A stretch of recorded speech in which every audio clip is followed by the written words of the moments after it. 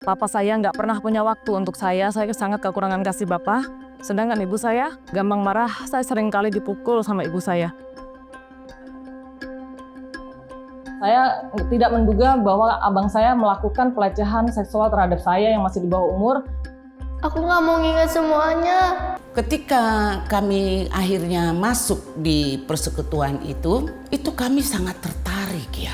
Jadi kami di sana kelaparan, kami rela makan sampah, ambil sampah sayur di pasar. Itu setiap hari kita dicekoki pembunuhan karakter seperti itu. Oh, itu nggak berkutik. Sahabat, masa lalu seringkali membawa luka yang begitu dalam. Bukan hanya luka tubuh, tetapi juga luka di dalam hati. Dan jika luka tersebut tidak disembuhkan, akan membuat kita menjadi sosok yang bahkan kita sendiri tidak mengenalinya. Kita marah, kita kecewa, dan kita merasa tidak berharga. Hingga akhirnya kita memilih jalan yang salah. Bukan karena kita ingin, namun karena tidak ada lagi jalan yang lain. Sama seperti sahabat kita yang satu ini. Sejak kecil ia mengalami pelecehan yang membuatnya harus terjerumus ke dalam dunia prostitusi sejak usia muda, 15 tahun. Pertanyaannya, adakah masa depan bagi orang-orang yang memiliki masa lalu yang buruk? Mari kita saksikan kisah yang berikut ini.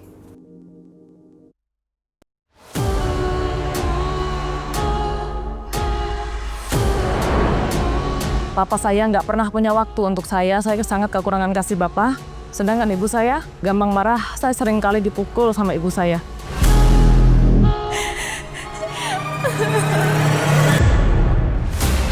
Saya tidak menduga bahwa abang saya melakukan pelecehan seksual terhadap saya yang masih di bawah umur. Aku nggak mau nginget semuanya. Lebih baik aku nggak ada.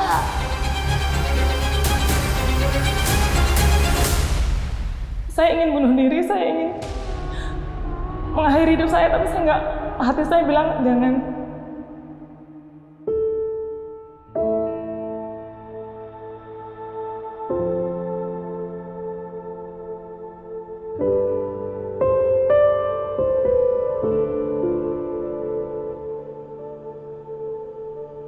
Saya dibesarkan di keluarga yang sangat-sangat bisa dikatakan miskin lah ya, di bawah sederhana. Kami sangat miskin.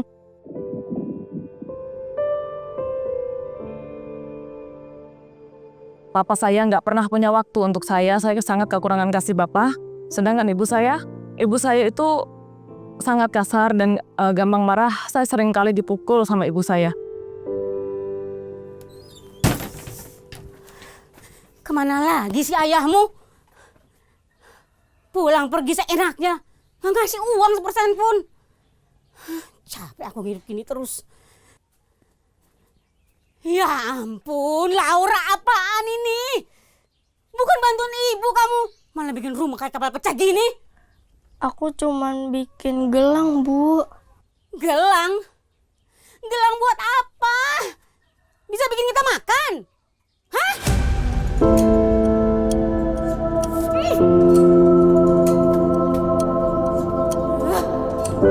Makan aja susah, masih aja main gak jelas. Setelah usia 13 tahun, ibu saya sakit-sakitan dan akhirnya meninggal dunia.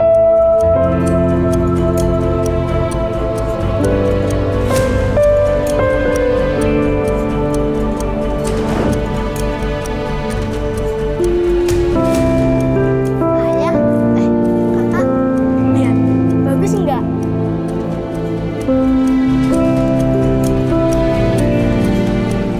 Dua minggu setelah ibu meninggal dunia, abang saya datang dari Jakarta. Kak,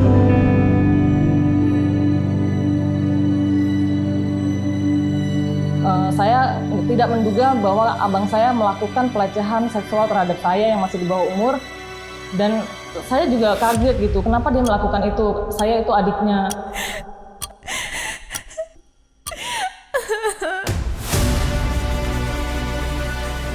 Aku nggak mau nginget semuanya. Lebih baik aku nggak ada.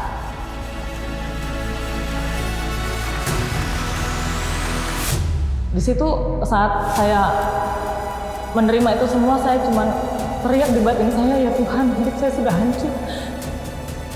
Saya ingin bunuh diri, saya ingin mengakhiri hidup saya, tapi saya nggak, hati saya bilang jangan, saya harus tetap bertahan hidup. Gelangku mana?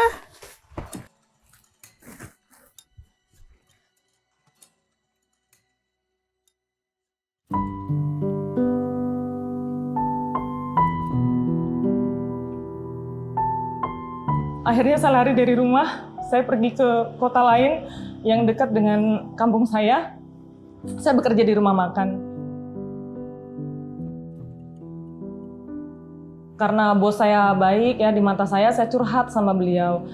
Tapi saya tidak menduga bahwa bos saya mengkhianati saya. Justru dia menjual saya kepada kenalannya, dia memberikan saya minuman sehingga saya mabuk.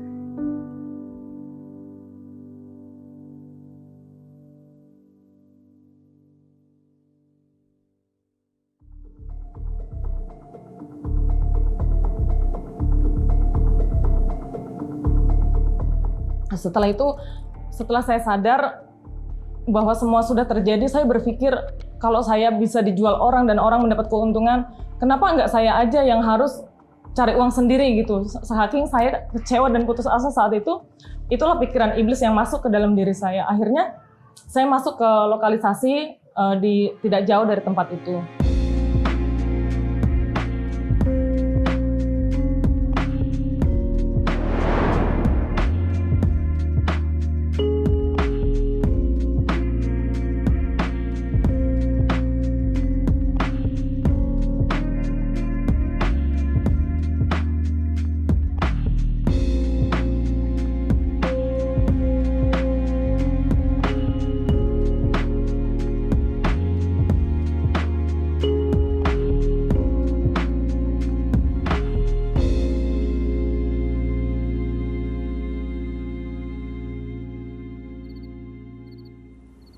Ya mau udah hancur.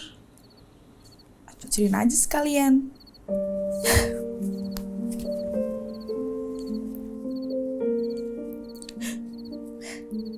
Aku gak pernah minta dan gak mau hidup kayak gini. Capek. Saya mulai dewasa, usia saya mulai 21 tahun, saya sudah mengerti bahwa kehidupan yang saya jalani adalah salah. Aku masih bisa perbaiki ini semua.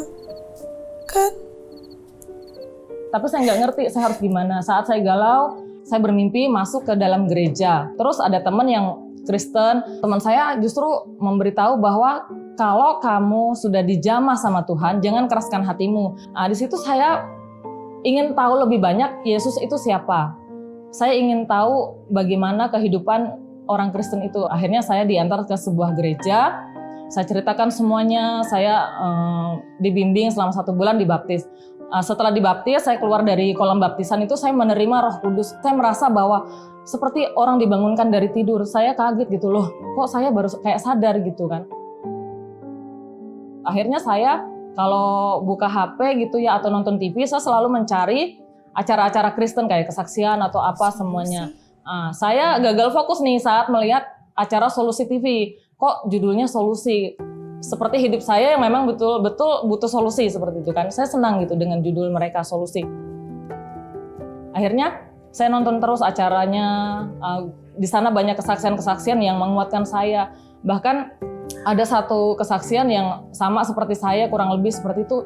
Dia aja bisa bangkit gitu ya. Kenapa saya nggak bisa bangkit seperti itu? Sebagai orang yang baru mengenal Tuhan Yesus, saya kan dari non-Kristen, saya tidak mengerti dan tidak pernah ada yang ngajarin kekristenan itu bagaimana, Kristen itu seperti apa, Kristen itu gimana sih gitu. Itu benar-benar saya nggak ngerti apa-apa gitu ya. Akhirnya ya udah saya hubungi tim Solusi karena memang kan keluarga saya non-Kristen. Di sana saya diterima baik, mereka ramah. Saya sharing, mereka sudah seperti saudara, mereka kasih jalan keluar yang baik tentang iman dan pengharapan dan terus percaya kepada Tuhan. Di situ saya mulai merasa nyaman. Akhirnya saya beranikan diri untuk menceritakan siapa diri saya supaya ada masukan lagi gitu kan dari mereka bagaimana saya harus hidup, bersikap dan sebagainya. Yang membuat saya sangat diberkati untuk kehidupan saya selanjutnya adalah saya harus tetap menjadi saksi Tuhan. Kalau dipikir kayaknya mustahil, nggak banget gitu. Maksudnya apa sih, saya siapa gitu. Tapi saya mencoba untuk belajar bagaimana menjadi seorang yang kuat dulu gitu. bertahan. Jadi iman saya harus kuat dulu. Saat saya kesulitan dalam segalanya, baik secara ekonomi, karakter, pengendalian diri, Tuhan selalu kirim tim CBN untuk chat saya, "Ibu Laura, bagaimana kabarnya?" Ya Tuhan, perhatian sekecil itu, tapi bagi saya sangat besar ya. Saya lagi galau, saya nggak tahu apa-apa, tim solusi hubungin saya, menanyakan kabar saya curhat lagi dengan masalah yang baru di keseharian saya gitu. Mereka tidak berhenti untuk menanyakan kabar saya, mensupport saya seperti itu. Jadi saya seperti menemukan saudara ya. Mereka melayani saya benar-benar saat saya di Lampung juga saya susah. Mereka sangat memberkati saya dengan nasihat, dengan doa seperti itu.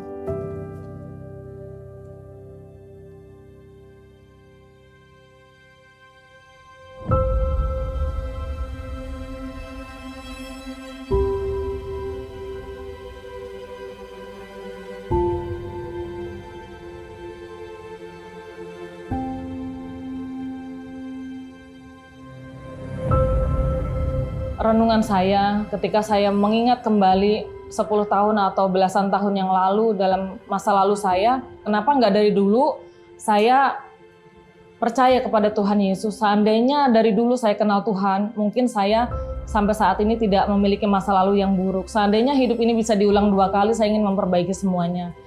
Tapi saya juga pernah berpikir, kenapa saya harus besar di keluarga yang toksik seperti itu. Papa mama yang seperti ini, keluarga yang seperti ini, saudara yang seperti ini. Saya menyesali semua itu, tetapi saya sangat bersyukur Tuhan tidak pernah meninggalkan saya. Bahkan Tuhan juga menolong dari karakter saya. Bagaimana jujur ya kalau saya disakiti, saya rasanya ingin balas, saya rasanya ingin memukul mereka dengan geram, sakit hati seperti itu. Saya nggak terima diperlakukan seperti itu. Tapi Tuhan itu selalu bilang, ingatkan saya dengan firman-Nya, kasihilah musuhmu. Jadi ya ampun, berat banget gitu ya rasanya. Sebagai manusia kalau disakitin itu ingin balas gitu, ingin pukul atau apa dengan perkataan mereka yang sangat-sangat sadis buat saya. Tapi saya bersyukur bahwa Tuhan itu menolong saya juga karena firman-Nya yang begitu indah, kasihilah mereka. Akhirnya saya hanya bisa diam, menahan diri, masuk ke kamar saya nangis, ya udah itu aja yang saya bisa lakukan. Kalau ada orang yang menyakiti saya berdoa untuk mereka seperti yang Tuhan Yesus ajarkan.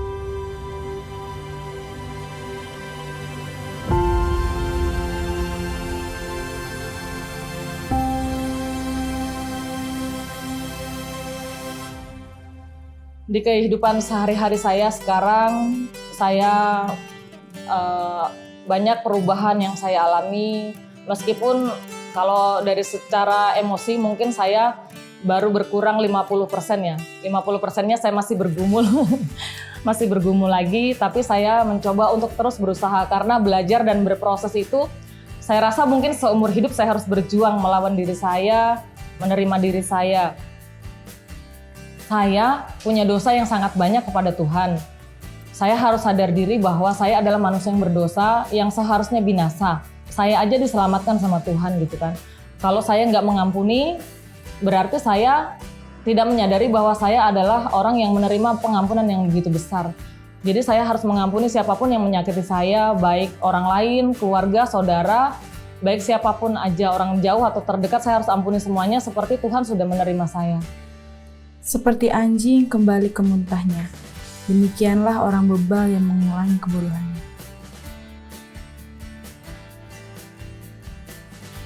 Ya, kamu gak boleh kembali ke masa lalu kamu.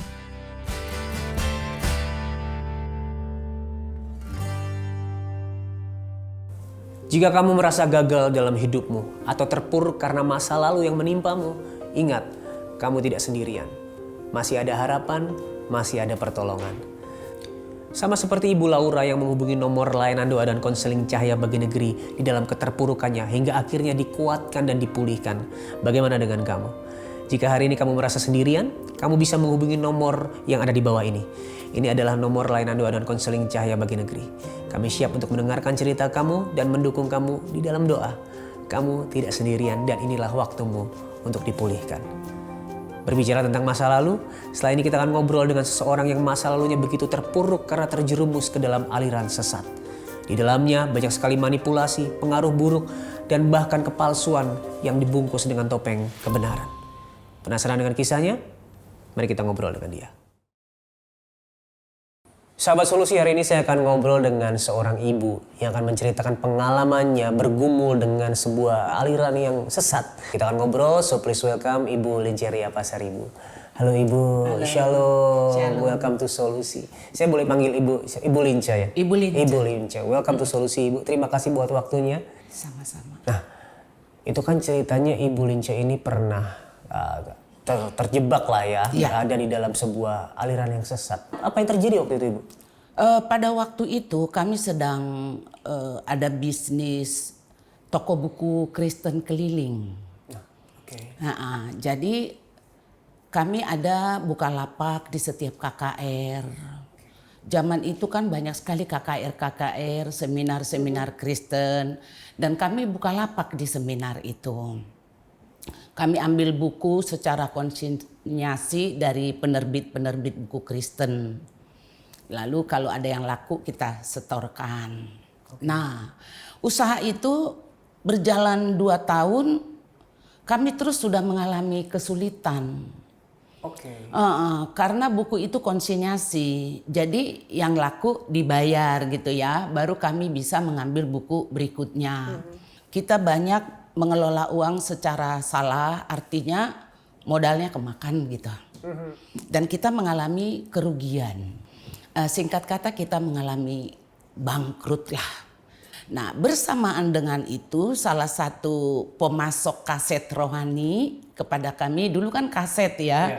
Nah, ini relasi kami ini kemudian mengajak kami untuk masuk di satu persekutuan doa. Ketika kami akhirnya masuk di persekutuan itu kami sangat tertarik ya. Bahwa ini Tuhan udah mau datang.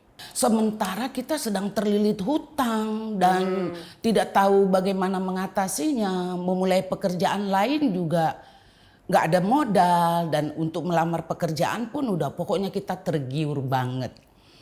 Intinya kita itu cinta Tuhan tapi bodoh gitu. Baik, berarti apa saja yang sebenarnya dikatakan oleh aliran tersebut? Yang pertama kan pasti Yesus segera datang nih, September 1987. Iya. Ya. Lalu apa yang harus dilakukan untuk mempersiapkan kedatangan Yesus ini? Sehingga pada akhirnya Ibu salah satunya membakar sertifikat. Iya. Dan kita harus rela menderita untuk Tuhan. Jadi kami puasa wajib itu 2 kali seminggu.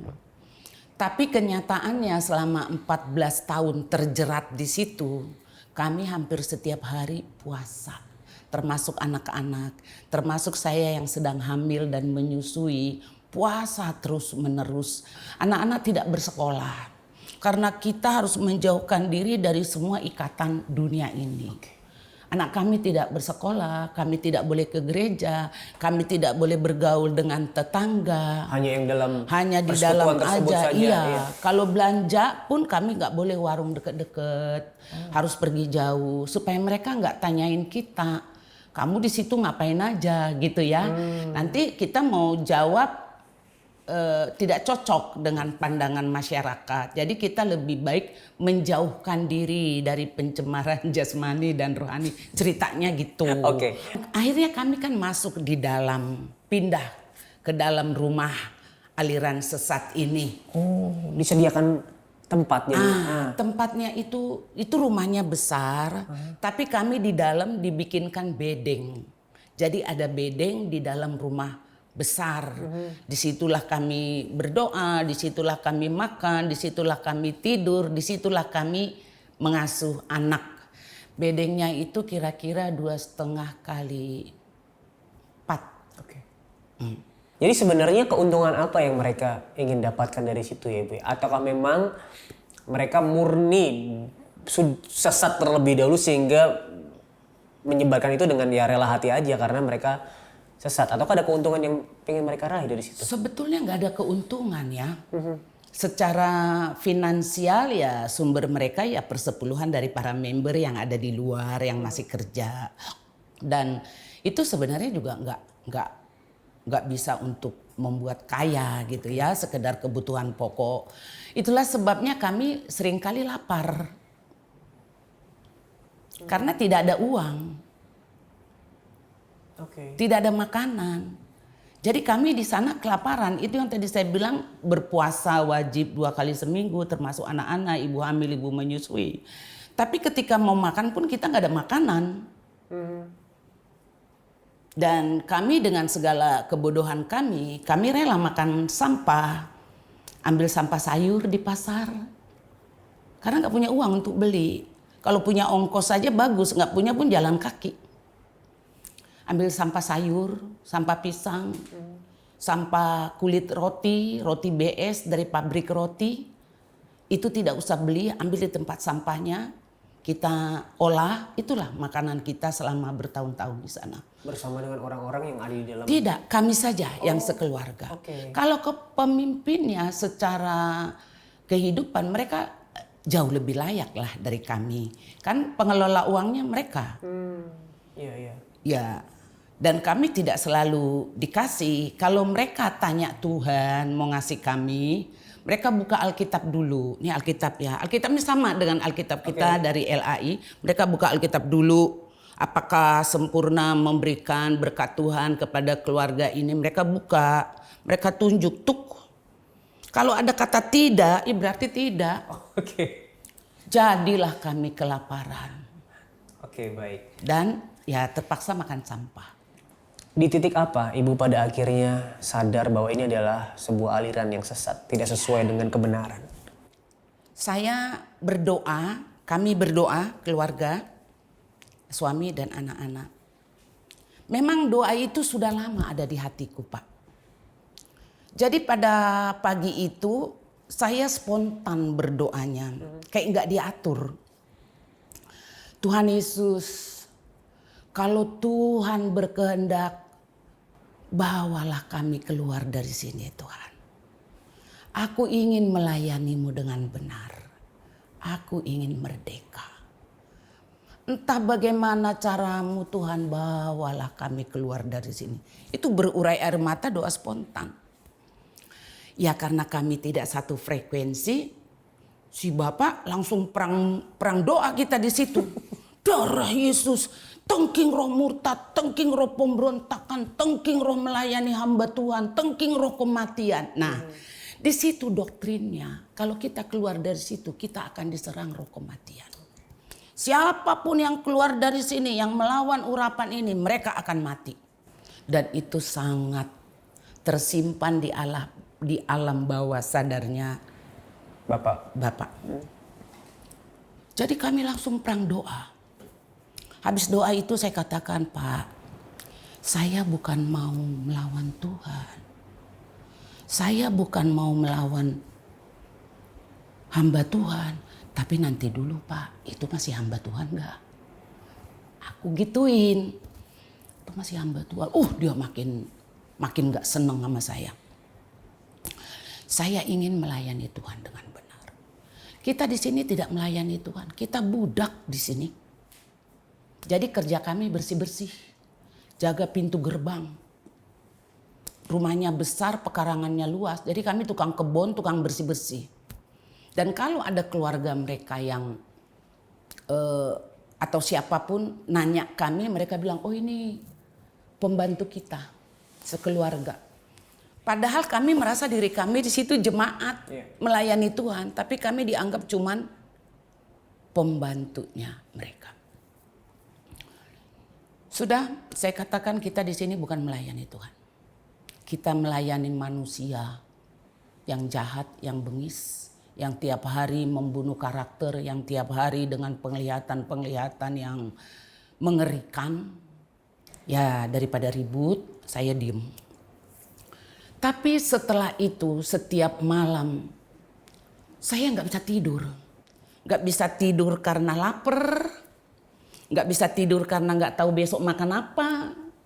Nggak bisa tidur kesian anak-anakku tergelap. Oh kami tidurnya di lantai Mas. Nggak ada kasur, nggak ada tikar. Benar-benar di lantai. Tidak ada kasur, tidak ada tikar. Jadi nggak bisa tidur ya Tuhan. Itu kayak kita tuh kayak nggak ada jalan gitu loh untuk keluar.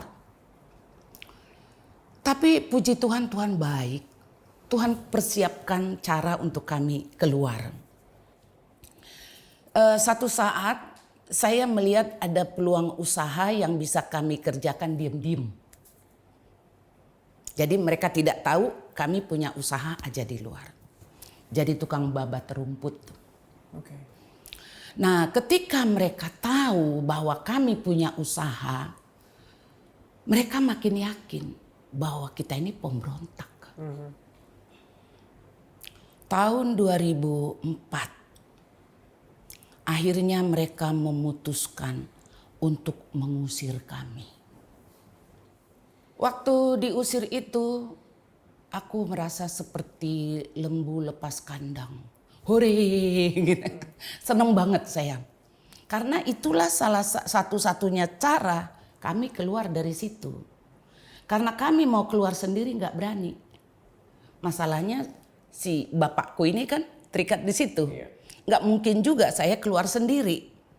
Nanti saya makin dilabeli lagi istri yang tidak tunduk pada suami kan. Jadi kalau diusir kan dengan sendirinya kan si bapak juga ikut terusir dong. Terusirlah kami sekeluarga.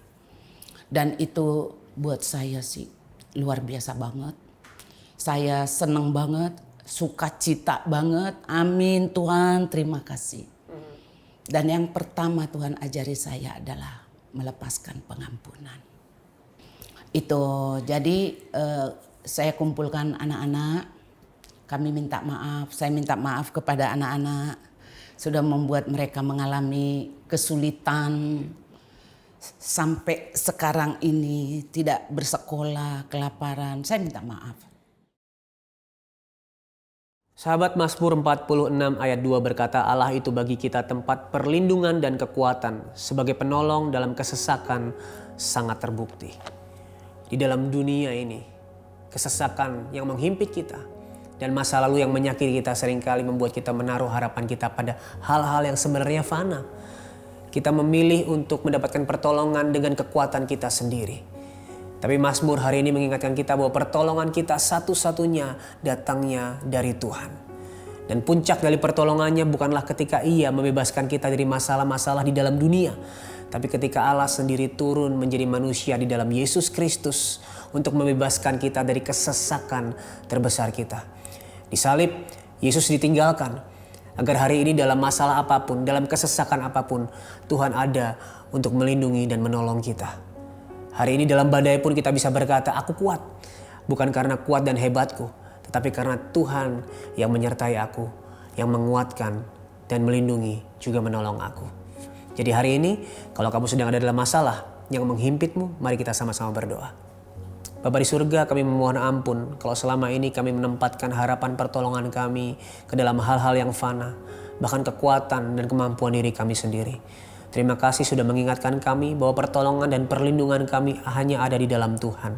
Terlebih dalam Yesus Kristus yang sudah melepaskan kami, menolong kami dari masalah dan kesesakan terbesar kami, yaitu dosa dan kematian.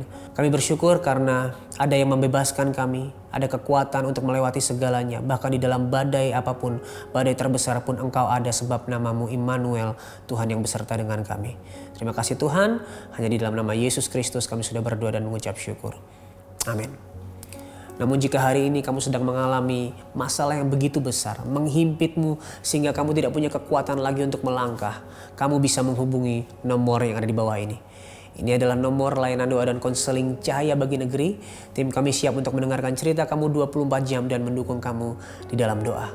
Jangan ragu untuk menghubungi kami karena satu langkah kecil akan mengubah hidupmu selama-lamanya. Kalau kamu diberkati melalui acara ini, jangan biarkan berkatnya terhenti di kamu.